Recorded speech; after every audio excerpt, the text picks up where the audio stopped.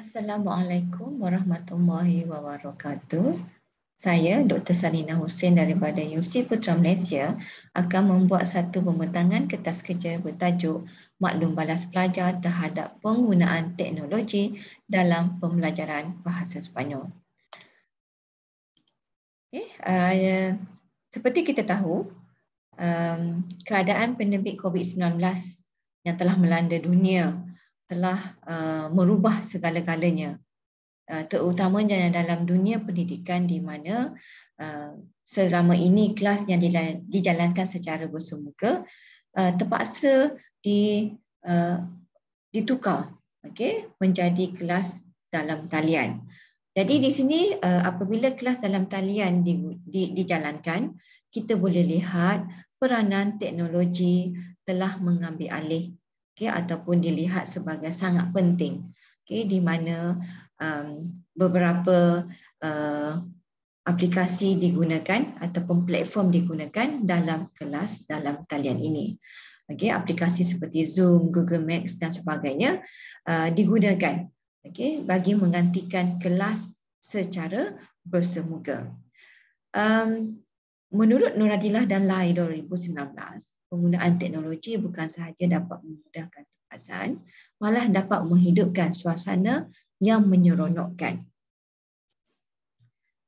Jadi kita boleh lihat di sini bahawa pelajar masih lagi dapat mengalami keseronokan, walaupun belajar secara dalam talian, kerana pengenalan kepada pelbagai aplikasi digunakan dalam pembelajaran bahasa Sepanyol ini. Selain daripada kelas secara langsung, pensyarah juga menggunakan beberapa media sosial iaitu Facebook dan juga YouTube bagi menggantikan kaedah secara bersemuka. Menurut Muhammad Nur Ahmad Omar pada tahun 2021, beliau mengatakan bahawa sudah tiba masanya rakyat Malaysia lebih peka dan proaktif dalam menghadapi proses pendidikan abad ke-21. Manakala Fazilah dan Tengku Nur Huda pada tahun 2020 mengatakan bahawa pengenalan Google Classroom dalam pembelajaran dalam talian ini dapat melatih dan juga mengalakkan para pelajar untuk belajar secara kendiri. Dalam kajian ini, seramai 104 orang pelajar yang terdiri daripada 3 semester yang berbeza terlibat, di mana kesemua pelajar ini terdiri daripada kelas bahasa Sepanyol tahap asas. Para pelajar ini perlu menjawab 6 soalan soal sidik yang diedarkan kepada mereka, dan kajian ini berpandukan kepada teori online collaborative learning ataupun OCL yang dikemukakan oleh Harrison pada tahun 2012. Secara rumusan dapat dinyatakan bahawa hasil daripada dapatan soal selidik itu, kita dapat lihat bahawa pelajar masih lagi tetap berasa seronok untuk belajar secara dalam talian ini, kerana penggunaan pelbagai aplikasi yang digunakan oleh pensyarah dengan tujuan untuk menyediakan bahan pengajaran kepada para pelajar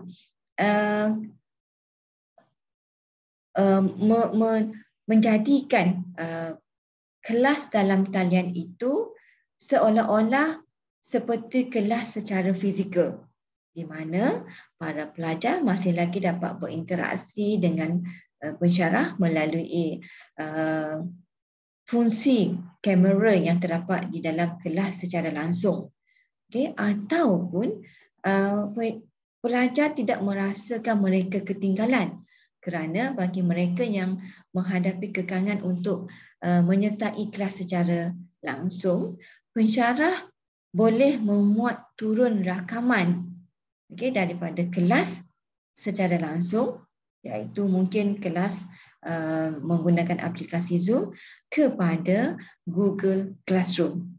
Dan rakaman ini boleh diulang berulang kali mengikut masa lapang para pelajar. Okey, ini contoh daripada kelas dalam talian Zoom, di mana rakaman dibuat dalam kelas Zoom, kemudian dimuat turunkan di dalam Google Classroom.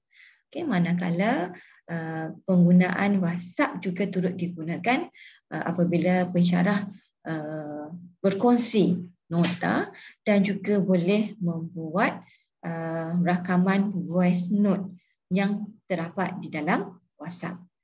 Okay, kerana itulah melalui soal selidik yang digunakan, kita dapat melihat pada skala 4 dan 5, okay, iaitu bersetuju dan sangat bersetuju, merupakan pilihan pelajar, manakala sebahagian kecil saja memilih untuk skala 3. Jadi kita boleh lihat di sini 98% pelajar bersetuju bahawa pensyarah dapat mengaitkan kandungan pelajaran dengan perkembangan semasa.